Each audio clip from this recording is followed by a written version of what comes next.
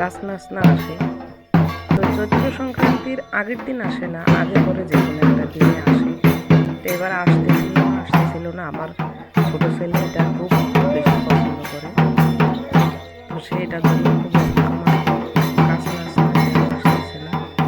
তো গতকাল রাতে সবার সময় ছেলেদেরকে ডেকে বললাম, বাবা দেখি আসতে ঠিকই রাত 3টায় আমাদের বাড়িতে গাছ নাচনা আসলো। তো গাছ নাচনা দেখার পরে সেদিন রাতে বাড়ির প্রত্যেকে মোটামুটি সব গাছ আগে পরে পরে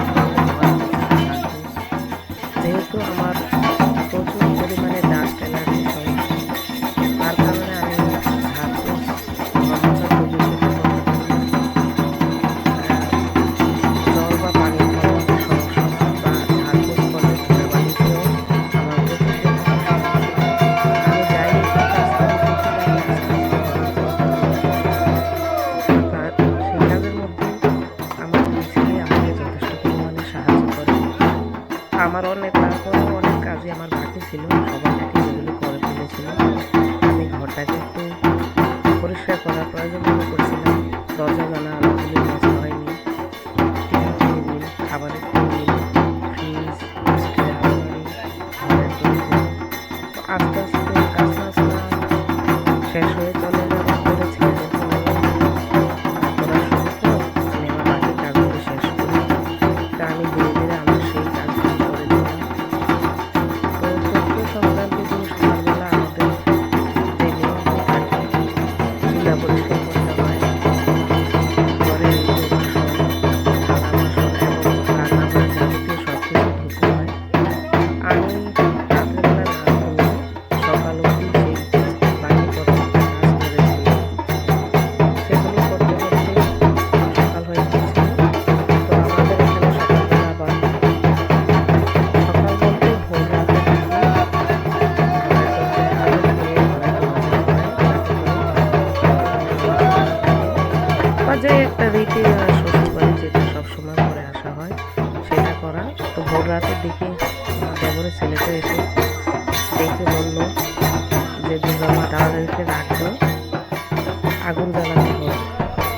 তো প্রান্তিককে ডাক দেওয়ার পরে প্রান্তিক সাথে সাথে উঠে পড়লো। প্রিয়াংশু আর উঠিনি। 3টা সাড়ে 3টার দিকে ঘুমালে তখন সকালবেলা আর ঘুমতে ভাঙতে চাইনি। যাই হোক, আমি সেই 3টা থেকে 7টা পর্যন্ত একটানা কাজ করতে করতে অনেকটাই টায়ার্ড লাগতেছিল। তখন প্রিয়াংশুকে ডেকে তুললাম। আর প্রান্তিক ততটা বেশি একটা তেমন আমার সাথে কাজ করতে পারে না, পরেও আমি তো বলবো যতটুকু আমার কাজ করে হেল্প করে তার থেকে বেশি ও আমার নষ্ট করে, যার কারণে আমি প্রান্তিককে তেমন কাজ একটা করতে বলিও না। যাই হোক, আমার রান্নাঘরের ধোয়া মোছা সব শেষ হলো। ঘর ঝাড় দিয়ে বড় ছেলেকে বললাম যে তুই একটু ঘরটা মুছে দিই। প্রিয়াংশু ঘরটা মুছে দিল। আমি রান্নাঘরে থালা বাসন সব ধুয়ে মুছে পরিষ্কার করলাম। রান্নাঘরটাও লেপে নিলাম।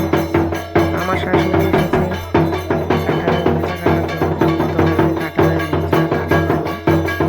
তো বড় ছেলেকে বললাম নিয়ে আয়।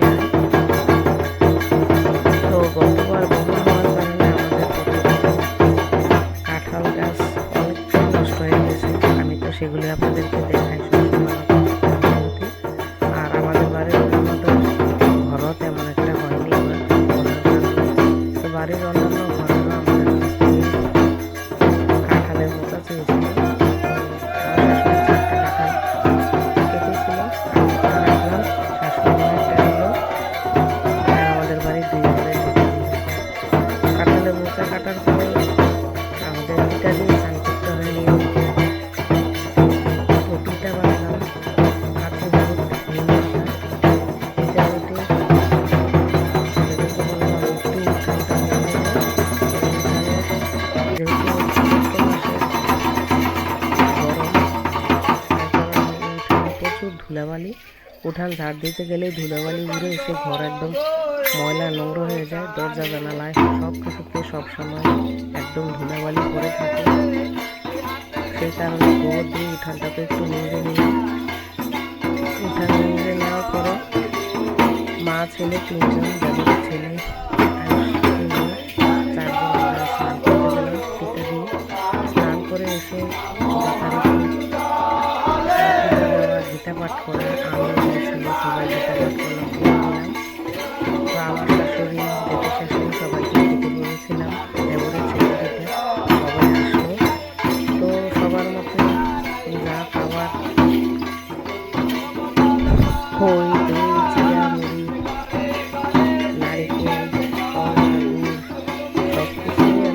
রান্না করেছিলাম, জিলাপি, মিষ্টি, এগুলি আমি বরাবরই করার চেষ্টা করি। যখন হাজব্যান্ড দেশে থাকে তখন সে কিনে, যখন সে দেশে থাকে না তখন আমি নিজে কেনার চেষ্টা করি। আর এখন তো সব মার্কেট আমিও করি, কিন্তু যখন জ্যাঠা শ্বশুর ছিল তখন জ্যাঠা শ্বশুর করে দিত। এখন জ্যাঠা শ্বশুর মারা গেছে 2 বছর হলো। এখন আমি নিজেই করার চেষ্টা করি, যেহেতু জ্যাঠা শ্বশুর হাজব্যান্ডও বাড়িতে থাকে না, তার কারণে নিজেই করতে হয়। তো বাবার বাড়িতে প্রতিবারই বলে মা দই বাড়িতেই বানায়। এবার অনুষ্ঠান, ঘরের কাজকর্ম সব কিছু মিলেই ব্যস্ততার মধ্যে পার করার কারণে মা দই তৈরি করতে পারলো না। তো বড় ছেলে বললো মা, মা দুধ দিয়েছিল, 1 লিটার দুধ দিয়ে দিয়েছিল আসার সময়, সেটা নিয়ে এসেছিলাম। বড় ছেলে বলতেছিল যে মা এটা এভাবে খাবো না, এটা দিয়ে তুমি দই করে দিবে। তো সেই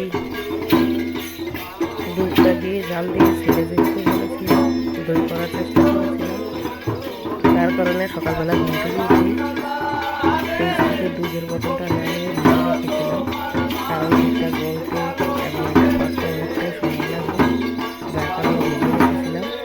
তো গতকাল রাতেই আমি দই পেতে রেখেছিলাম। যখন কাচনাচনা এসেছিল তখন ভোর রাত 3টা, উঠে কাপড় সরিয়ে দেখি এই যে দেখেন দইটা খুব সুন্দর করে পড়ে আছে। দেখে আমার খুব ভালো লাগলো, আমি অনেক খুশি হয়েছি যে আমার ছেলে দেখলেও খুব খুশি হবে যে দইটা খুব সুন্দর করে পড়েছে, ওর শখটা পূরণ হলো। তো সবার মিলে খাওয়া দাওয়া শেষ হবার পরে পাচন কাটতে বসলাম।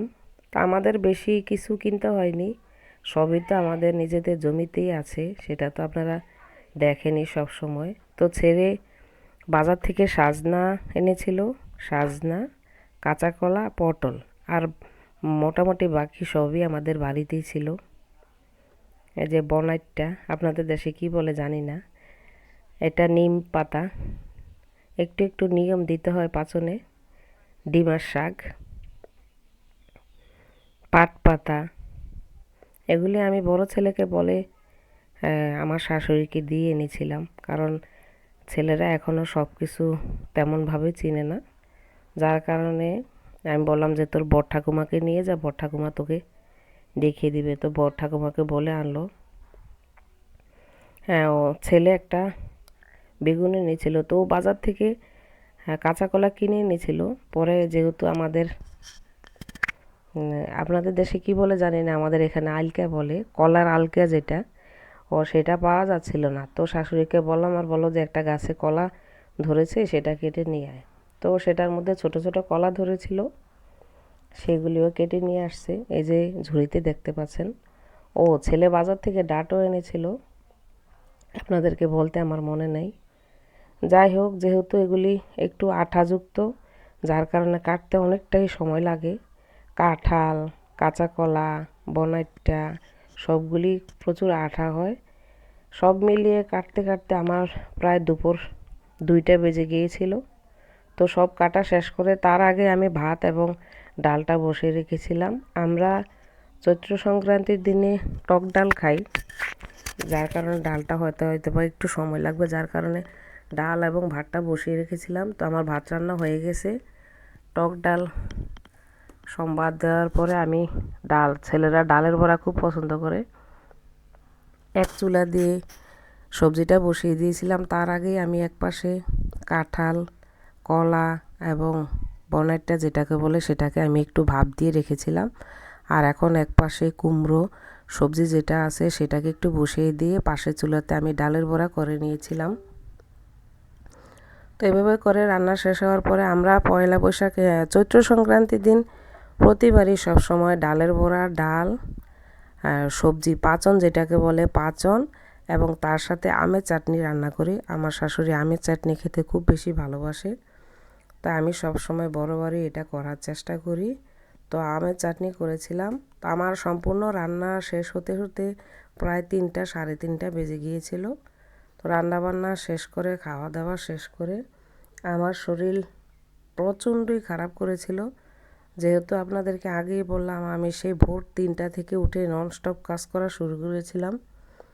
আমিও তো একটা মানুষ, আমারও একটা শরীর। এতটা সময় এতটা লং টাইম কাজ করলে একটু তো খারাপ লাগতেই পারে। আর এমনি তো সব সময় যেটা বলে যে আমি একটু অসুস্থই থাকি বেশি, সব কিছু মিলেই আমার গায়ে শরীরে সবসময় প্রচণ্ড ব্যথা হয় আর ডান হাতটা প্রচণ্ড ঝিমঝিম করে। তো এইসব কাজ করতে করতে আমার খাওয়া দাওয়া শেষ করে বিছানায় আসতে আসতে তখন বেলা প্রায় 4টা হয়ে গেছে। শরীর প্রচণ্ড খারাপ লাগতেছিল। এসব করে বিছানায় আসার পরে আমার আর শরীর একদমই চলতেছিল না।